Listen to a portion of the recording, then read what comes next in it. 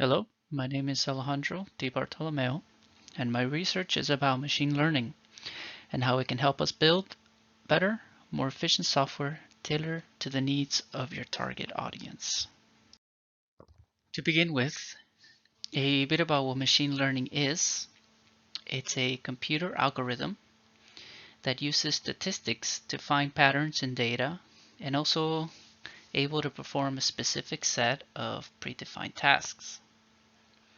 When talking about training, we're talking about the data that the algorithm needs to be able to fine-tune the task it was written to do. Machine learning still requires that a lot of presets are established before it can learn. That is where the data comes in. The more data the algorithm has to work with, the more efficient it is able to do its job. There are many real-world uses of machine learning, and many of the applications that we use today already have it implemented. We'll touch a bit more on this later on in this presentation. So there are two ways in which machine learning is implemented. The first is when the software is self-built. You create your own framework. It can be pretty complex and involved to do so. And it also may require background in other fields of learning. The difficulty and task can vary based on the setting you like to use machine learning on. Some algorithms may be built based on an already existing algorithm, while trying to build from your own or building from scratch may require a deep understanding of other fields of understanding like math. The second and most cost efficient is usually using APIs or application programming interfaces. These are pre-built. They're fairly easy and straightforward to implement to your code. There is documentation that is already available on how to use them. And you have the option to either use it in the client-based or server-based. This route will probably be the best way to go if you're just starting on machine learning. Major companies like Google have created machine learning APIs for users to implement and use. Their large source of resources makes them capable to create these APIs, document them, and keep them updated. So I'm going to give you some examples of machine learning APIs. And there are many machine learning softwares out there. These are just a very small list of major known ones. The first one is Tesseract OCR, which stands for Optical Character Recognition. That's made by Google. Tesseract reads text from images and converts them to text that you can edit.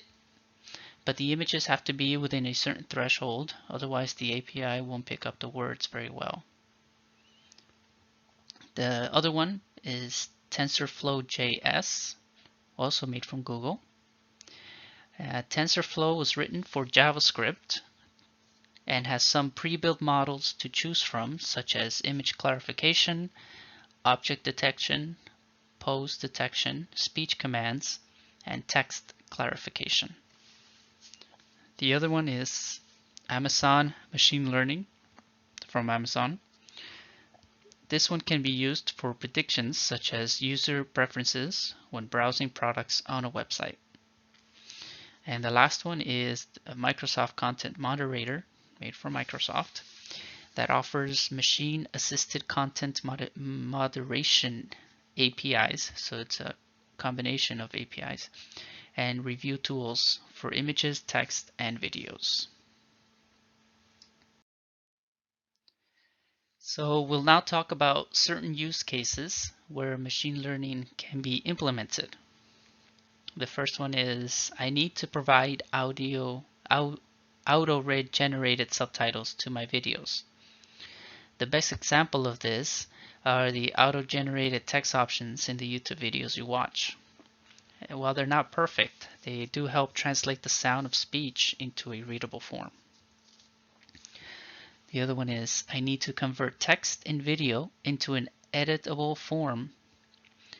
Android lets you scan images for words and then copies those words into a form that you can copy and paste into other applications. I need to recognize a face as a form of security clearance. Most major phone manufacturers already have this option as a way to secure the information on your phone. And I need to track body movement and translate it into data. The most popular form of this case are video games such as the Xbox Kinect, most virtual reality headsets, or the Nintendo motion control instruments to play video games. But there's also other uses such as motion detector in cameras, security cameras, which are becoming very popular to use. So as you can see, machine learning plays a major role in our lives and can help facilitate many aspects of our lives when we use it properly. It's only a matter of how. Thank you for your time.